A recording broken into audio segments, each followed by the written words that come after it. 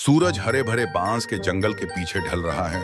आसमान गुलाबी और नारंगी रंगों से रंगा हुआ है। छोटा और शरारती पांडा बाव घबराते हुए अपने घर की ओर बढ़ रहा है।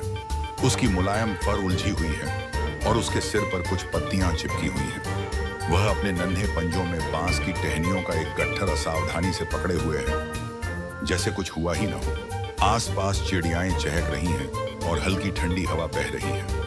कुछ दूरी पर उसका लकड़ी का घर दिखाई दे रहा है, जिसके दरवाजे पर लालटेन की गर्म रोशनी टिमटिमा रही है, जो उसे घर की ओर बुला रही है। सूरज हरे भरे बांस के जंगल के पीछे ढल रहा है। आसमान गुलाबी और नारंगी रंगों से रंगा हुआ है। छोटा और शरारती पांडा बाव घबराते हुए अपने घर की ओर बढ़ रहा है। उसकी मुलायम फर उलझी हुई है और उसके सिर पर कुछ पत्तियां चिपकी हुई हैं।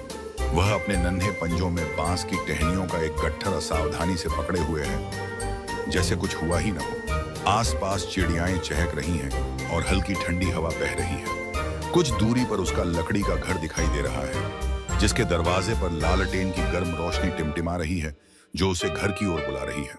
बाव असहज महसूस करते हुए अपना सिर खुजलाता है, बहाना सोचने की कोशिश करता है। उसकी आंखें इधर उधर दौड़ रही हैं और वह एक चौड़ी लेकिन घबराई हुई मुस्कान देने की कोशिश करता है। उसके पिता एक भौं उठाते हैं। उनके चेहरे पर बिल्कुल भी प्रभावित न होने वाला भाव है। बाव के कंधे पर एक छोटी सी झींगुर बैठी है, जो उतनी ही दोषी दिख रही है जितना बाव। पृष्ठभूमि में एक लकड़ी की डाइनिंग टेबल दिखाई दे रही है, जिस पर बांस के मोमोज, एक चायदान और चॉपस्टिक्स रखे हुए हैं, ये दर्शाते हुए कि रात का खाना पहले ही परोसा जा चुका है। लाओ अब गुस्से में बाव को डांट रहे हैं, अपना पंजा हवा में लहराते हुए। बाव झुका हुआ खड़ा है।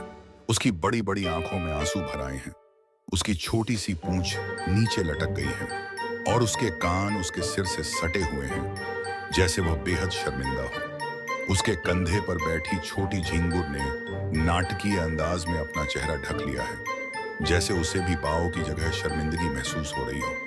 पृष्ठभूमि में एक बड़ा खिड़की नजर आ रहा है, जिससे चांद निकलता हुआ दिख रहा है, यह दर्शाते हुए कि बाव बहुत देर से घर लौटा है। बाव अब खाने की मेज पर बैठा है। उसके सामने बांस के मोमोज का एक हास्यास्पद रूप से ऊंचा ढेर रखा हुआ है, जो उसकी सजा के रूप में दिया गया है। वह आश्चर्य से अपनी आंखें बड़ी कर लेता है, जैसे उसे इस भोजन के पहाड़ पर विश्वास ही न हो रहा हो। लाओ अब हल्की मुस्कान के साथ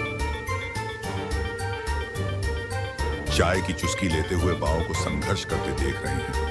छोटी झींगुर उत्साह से उछलकर एक मोमोज पर कूद जाती है। गर्म लालटेन की रोशनी पूरे कमरे में एक आरामदायक माहौल बना रही है और अब वातावरण पहले से कहीं ज्यादा हल्का और खुशहाल लग रहा है।